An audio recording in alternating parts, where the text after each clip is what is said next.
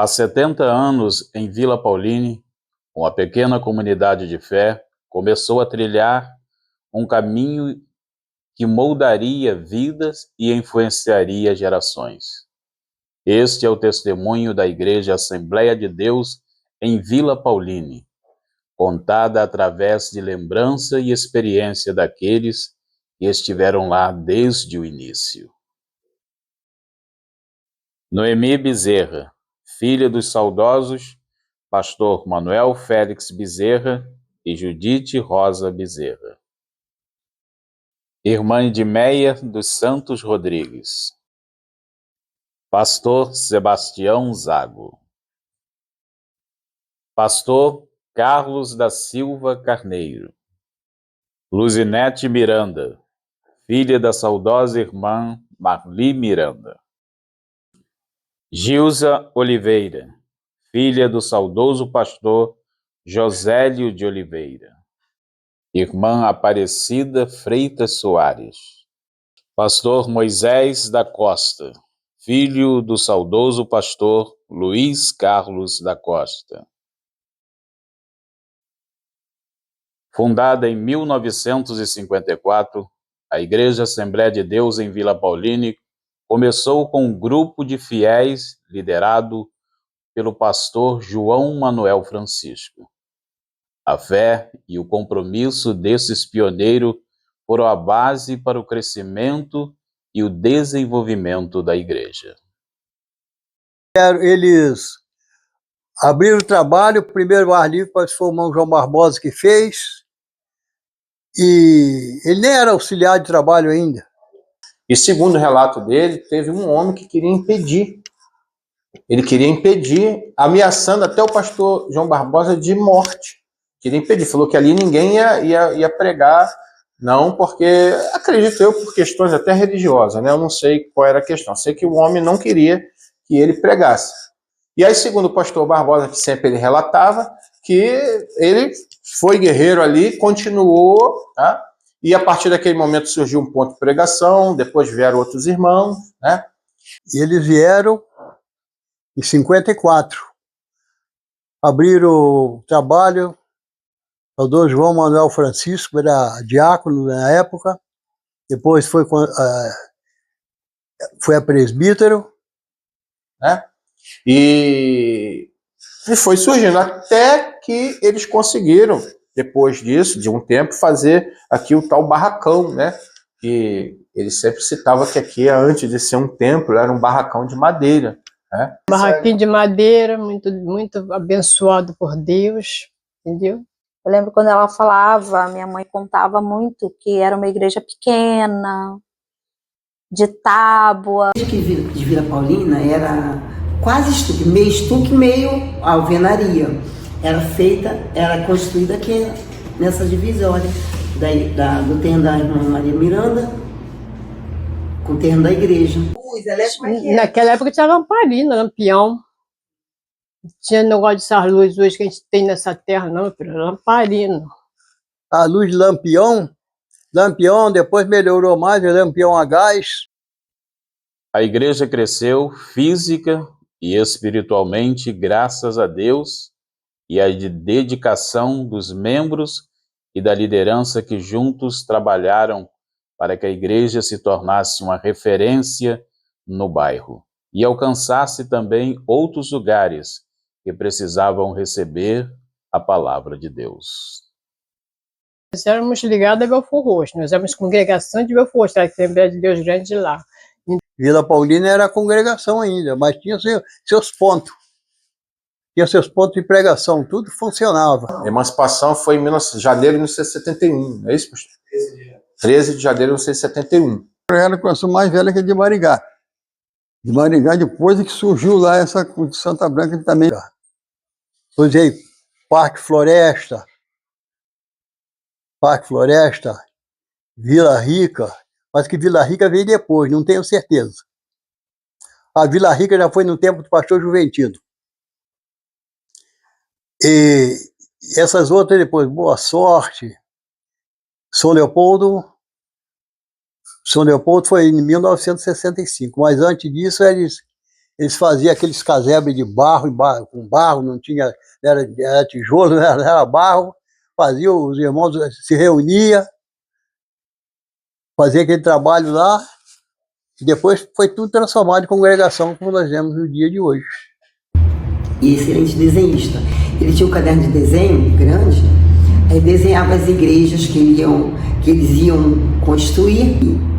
Quando construíram a matriz, quando projetaram construir a matriz aqui em Vila Paulina, meu pai foi um dos precursores. Ele desenhou a matriz. Então era o período que eles estavam cavando sapatas. Aquelas sapatas profundas. Junto com a irmã Marli Miranda aí, que não pode deixar de falar nesse nome, entendeu? Tem 10 irmãos lá embaixo, trabalhando, de punhão. Aí chegava o menino com o bilhetinho com a mãe e falava, você fazer isso, isso, isso, isso. Que ela tem isso, isso, isso, e para você mandar isso, isso. Então elas duas abraçavam a causa, revezavam dando comida para os pedreiros. Aí para terminar de botar ele aqui, eles mudaram daqui para Boa Sorte, ele tem Boa Sorte. Essa igreja que foi para cá, o terreno da Dorice Rosa, certo? Foi para casa dela. Essa igreja tem um bom tempo lá, para colocar o telhado aqui. Aí pouco colocou o telhado aqui, que deu para congregar aqui dentro, esse púlpito aqui era Grautão, você chegou a conhecer? O púlpito alto aqui, não, o púlpito alto aqui, botou o telhado, aí a igreja veio para aqui, para dentro do barracão, sem acabamento. Fomos trabalhando, graças a Deus, pelejando daqui e dali, conseguimos evoluir. O trabalho foi se estendendo. Passado com os anos, mesmo o pastor João Manuel Francisco começou a abrir trabalho em Saquarema.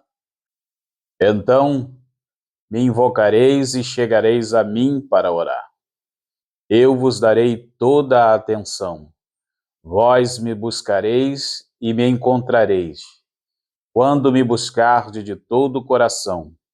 Jeremias capítulo 29, versículo 12 e 13. A oração, desde os primeiros anos da igreja até os dias de hoje, tem sido um dos pilares que tem mantido a nossa igreja de pé. A irmã Dorice que era responsável por todo aquela união feminina, que tem muito negócio de união feminina, essas coisas assim, mas a cabeça ali no movimento. A Dorice Rosa Leopoldino. Eu lembro bem da irmã Dorice, que trabalhou bastante tempo com ela. A irmã Dorice era uma das primeiras. E Judite Rosa, meu filho. A Judite Rosa era desde jovem nesse círculo de oração. Seria também gratidão me lembrar disso. E a minha mãe sempre envolvida com oração. Minha mãe sempre foi muito envolvida com oração. Desde que eu me entendo por gente, minha mãe é secretária de círculo de oração. A Dorice, que era nossa dirigente, fiel, 10 mesmo, morreu. Entrou a irmã Marli. Quando minha mãe chegou a ser líder, presidente, a irmã Edmeia logo chegou junto. Chegou como segunda. A irmã Edmeia era vice da minha mãe na mesa e era auxiliar também a vice como regente do departamento de Monte Sião. Então elas sempre trabalharam juntas. Um dia o seu João falou pra gente que a reunião quem fez foi ele. Muita procurou tirar, mas não ia conseguir. Depois da irmã Dorice, vocês dois foram ficar mais tempo, Bom, né? ficamos. Foi gente mesmo, Marli, e Marli. E mais outras irmãs, né? Irmã Maria Aparecida, que também, por um período, foi secretária do Círculo de Oração junto com a minha mãe. Aí o que ela fez? Ela me colocou como segunda dela. Aí foi indo, fiquei como segunda dela até ela morrer. Quando ela morreu, eu fui ser a primeira. Mulheres que deixaram saudades. Irmã Judite, irmã Ana Dias, irmã Sônia Faria, irmã Neuza Matola. Essas são algumas, tá? Irmã Elisa. E assim foram outras, porque foram tantas. Então são essas pessoas que eu lembro forte mesmo, de exemplos de mulheres de oração, de que sempre esteve ali, fazia sol, chuva, e elas estavam sempre presentes, porque elas sabiam que era o caminho mesmo de clamar e ser respondida. Todas as terças-feiras era a rotina. Só não sentia o céu quem não queria. E muitas das vezes a gente chegava assim, e o irmão dizia, vou fazer um pedido de oração. O irmão fazia aquele pedido, de repente uma enfermidade em casa, de repente na pessoa própria, e a gente via a cura chegando na vida daquele que pediu. Isso, irmãos, a igreja que ora, a igreja que busca. Antigamente me davam 11 horas, mas eu ia até meio-dia e pouco, 1 hora, ainda sair, ainda fazer visita pelas casas. Até que nasceu, brotou as chamadas comissão de visita em 2 grupos. Foram divididos 2 grupos para a comissão de visita. Ali a gente já não ia tanto mais nas terça-feiras, mas toda semana aqueles 2 grupos saíam um para um lado, outro para o outro, para visitar. E a gente ia mesmo, a gente ia lá para o Maringá fora, na casa da irmã Luzia, mãe da Lourdinha, para visitar. Ali o vizinho estava com problema, a gente já ia para a casa do vizinho orar. Era assim. A mãe e as companheiras dela, você percebia que elas faziam e viviam aquilo que elas pregavam. O círculo de oração, ele é vivo nas igrejas. Tem as suas dificuldades, tem o seu sofrimento, mas lá atrás também tinha.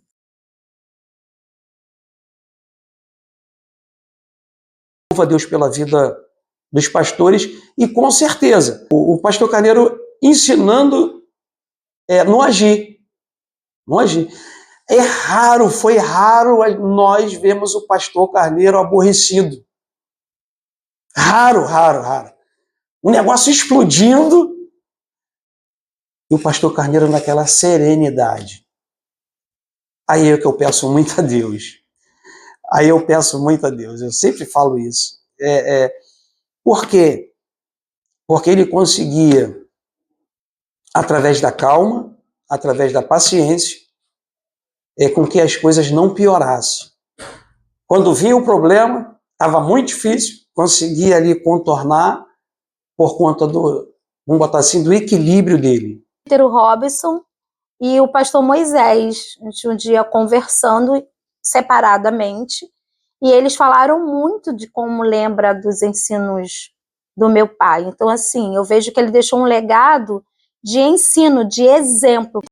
Isso foi em 2000, 99 ou 2000, o pastor João Pires me confiou a congregação de São Leopoldo, que era a congregação maior do campo. A maior congregação do campo, ele deixou eu congregar. E também tivemos um problema na época aqui na Matriz, e por conta de ter a dificuldade em trabalhar com informática lá em 2021, 2020, não, 2020, ó. 2001, em 2001, ele me chamou para ser secretário do campo. O pastor Pires me ajudou muito em conversar conosco. O pastor Juventino, a gente não conviveu muito, mas nós também escutávamos isso. Homem guerreiro, servo de Deus, e que aí já ele já era um pouquinho diferente. Ele já partia para o problema, mas bênção do Senhor. Tivemos os outros pastores que a gente tem no campo como exemplo para a nossa vida. Pastor Escardo. Para mim, como obreiro e filho, o exemplo que meu pai deixou foi nunca dizer não para a obra do Senhor. Ser um obreiro que se esforçava a cada vez. E todos os desafios que eram colocados nas suas mãos, ele fazia conforme a Bíblia.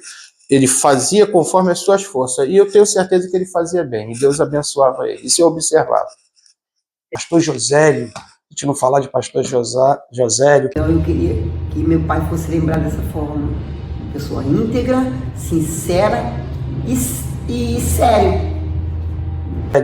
Pastor Sebastião Zaga. O pastor Sebastião Zaga, então, poxa, o pastor Sebastião Zaga, ele é um pouco diferente de todos eles, porque o pastor Sebastião Zaga tem que falar para nós, ele fala mesmo. não tem problema. Ele te chama assim no cantinho e bênção do Senhor. É claro, tivemos outros pastores bons, auxiliares. A gente não lembrar do pastor Getúlio no ensinamento, o pastor Getúlio. Olha, a gente, se nós começarmos a dar muito nome, nós vamos cometer até injustiça. Porque quando nós falamos pastores, aí nós podemos botar a barra assim, evangelistas e presbíteros. Como tiveram presbíteros abençoados? Como tivemos presbíteros de Deus, cheio da graça? Então a gente tem uma honra essencial. A gente fica sem palavra para descrever a alegria de ter trabalhado com esses irmãos, da gente ter sido, vamos dizer assim, subordinados a eles, porque foram homens decentes, foram homens de família. Isso é imprescindível para qualquer igreja. Por isso, por todos os problemas que nós tivemos, Deus sempre nos deu vitória por conta dos nossos líderes. Quero trazer à memória o que pode me dar esperança. Lamentações, capítulo 3, e versículo 21.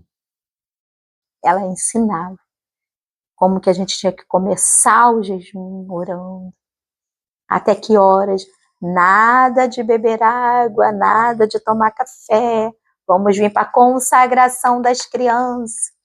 E todos os sábados, cedinho, nós íamos para a consagração das crianças. E nós estávamos lá juntamente com a irmã Marli, nos liderando. Porque, assim, sempre o trabalho da mocidade, não que os 10 irmãs não eram bons, mas, assim, eu digo no sentido de abrangência, aquela empolgação, sabe? Era os cultos de mocidade e as não era nem congresso, era confraternização de mocidade. Eram trabalhos marcantes. O pai tinha um hino. A união da mocidade, Campo de Vila Pauline, Assembleia de Deus, em confraternização, reunir os jovens crentes que estão em comunhão para cultuar a Cristo, aquele que nos deu a salvação. Isso aí foi um hino que meu pai fez para a mocidade. Um outro marco era a solidariedade. E o legal ali que eu via, naquela época, era que se você tinha 2, você tirava 1 para doar e ficava com 1. Porque sabia que Deus não ia deixar faltar para você. Meu pai era muito para peças teatrais. Ele fazia muito Ruth e Roldão. Era ele, minha mãe e a Neuza Matola. Fazia Ruth e Roldão. E tinha outras peças também. Tinha A Porta do Céu, tinha a Colheita. Eu gostava muito de ir para a colheita por causa dos amendoins, que eu catava tudinho. Meu pai fazia as enxadas de madeira, aí dava para as crianças pintarem. O pastor Luiz Carlos, que ele gostava muito de peça teatral também. 2 peças que meu pai mais se empolgava em fazer era uma peça chamada Porta do Céu. Inclusive fazia nessa porta aqui da Porta do Céu, tem ficava um anjo, aí chegava as pessoas, chegava o sábio, chegava o rico, jogava dinheiro, só o lavado e remido pelo sangue de Jesus que entrava. Era linda essa peça chamada Porta do Céu. Tinha uma peça chamada Filho Pródigo, que contava a história conforme é na Bíblia. E quando o jovem mais novo ia embora, quando ele voltava todo maltrapilho, o rapaz, aquilo causava comoção na igreja. E o pai perdoando ele, era uma coisa muito linda. E meu pai fazia o papel do pai, e ele, com aquele jeitão dele, a coisa era muito bonita mesmo. Eu lembro que minha mãe trabalhou com peça de Natal junto com a Cleide. Aí naquele ano foi imbatível. Foi muito lindo. Porque a Jeane Cleide também desempenhou muito bem juntamente com ela. E assim, às vezes achava que não ia dar certo, porque vocês sabem como que é ensaio. Chega no dia, para a honra e a glória do nome do Senhor. E aí você fala, mas como? Então, dá certo. Não desista nunca. Sempre no final do ano, que tinha a vigília do ano, né? A gente fazia essas peças teatrais. Lembrar quando nós tínhamos a oração de 10 à meia-noite. Essa oração de 10 à meia-noite, essa marcou história, que era o período que nós podíamos orar sem ter preocupação do que está acontecendo ali fora. Mas Deus agia, vinham pessoas de longe. Nesta oração foi muita restituição de lares, restituição de casamento, filhos que estavam fora da igreja voltaram, mães que tiveram a restituição de sua família nessa oração de 10 à meia-noite. Ouça o conselho e aceite instruções, e acabará sendo sábio. Provérbios capítulo 19, versículo 20. Meu conselho, que os irmãos avancem, não desanima. A cruz é pesada, vai encontrar barreira, vai encontrar dificuldade, mas não se esqueça de uma coisa, da palavra que o Senhor disse: eis que eu estou convosco todos os dias, até a consumação do século. Muitas vezes a gente pensa que está só, mas não estamos só não. O Senhor está sempre ao nosso lado. Irmão, nunca desanima, avança. Quem prega, continua pregando. Quem gosta de cantar, canta. Quem gosta de evangelizar, faça o mesmo. Quem gosta de orar, ore bastante em favor da obra, do campo de trabalho, em favor do nosso governante, do nosso país. A situação que nós vivemos no dia de hoje é difícil, mas até aqui o Senhor tem nos ajudado. Seguindo a leitura Sagrada Escritura. Ali a gente não tem como se perder. Trazendo para os dias de hoje, eu vejo assim, muitos estão esquecendo de algo que aprendeu, quando a palavra de Deus lá em Coríntios fala que nós precisamos guardar o que aprendemos, mas colocar lá na tábua do coração, lá no cantinho, porque se aprendemos, se houve alguém que nos ensinou e nos orientou, é porque é necessário para que vivamos com uma fé acesa no Senhor. Quando você tem uma dificuldade, é orar, em qualquer situação. Porque isso vem da minha mãe, é orar. Orar em todo tempo. Você está bem, está feliz, ora para agradecer, seja grato. Você está com alguma dificuldade, ora, porque essa dificuldade vai sanar. Se você tem dúvida, pede a Deus. Então, sempre a oração. Ore mais. Jejue mais. Ame mais. Valorize mais. Respeite mais a obra de Deus. Tem que ter um preparo, preparar para poder continuar. Como está continuando, eu creio que essa geração agora também tem capacidade para isso. Agora, como diz, tem que se preparar para isso. Se preparar não é só teologicamente, não. Fisicamente, espiritualmente e principalmente na base da credibilidade de cada um. Quer dizer, tem que ter credibilidade, sinceridade, amor e honestidade. Somente isso. Não é só o curso teológico que vai levar isso aí. Eu quero que Deus continue abençoando vocês, tá? Que vocês continuem fazendo a obra do Senhor, entendeu? Diga enviar a mão para fazer, continua fazendo, entendeu? E vocês sejam uma bênção.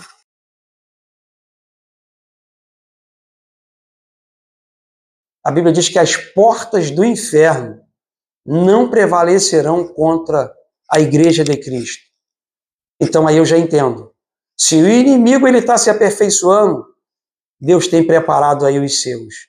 Deus tem capacitado. Agora é tudo no momento certo. E eu tenho certeza que esses nossos irmãos que estão vindo aí, eles vão dar conta do trabalho e mais. Vai ter um crescimento. Vai ter um crescimento. Já começou conosco. Ou melhor, já começou desde o dia da emancipação, 13 de janeiro de 71. Começaram com pouco, foi indo. Hoje nós temos 12 congregações. Então, assim, e eu vejo, lá no futuro, com toda a tecnologia, com toda a ajuda possível, isso vai expandir muito. Visão para o futuro da nossa igreja. Crescimento. Crescer. Não só em número, mas em tudo. Crescer em tudo. E oramos que o nosso bairro, os nossos bairros, são de Cristo e vai mudar a situação. Eu creio assim. 70 anos de história, de fé e transformação. A Igreja Assembleia de Deus em Vila Pauline é um testemunho vivo do poder da fé e da importância da comunidade. Que possamos continuar a celebrar e a construir sobre este legado por muitos anos mais. O nosso desejo é, ao assistir essa história, todos se sintam inspirados a continuar a sua jornada de fé e serviço para o reino de Deus. Ebenezer, dizendo: até aqui nos ajudou o Senhor. 1 Samuel, capítulo 7, versículo 12.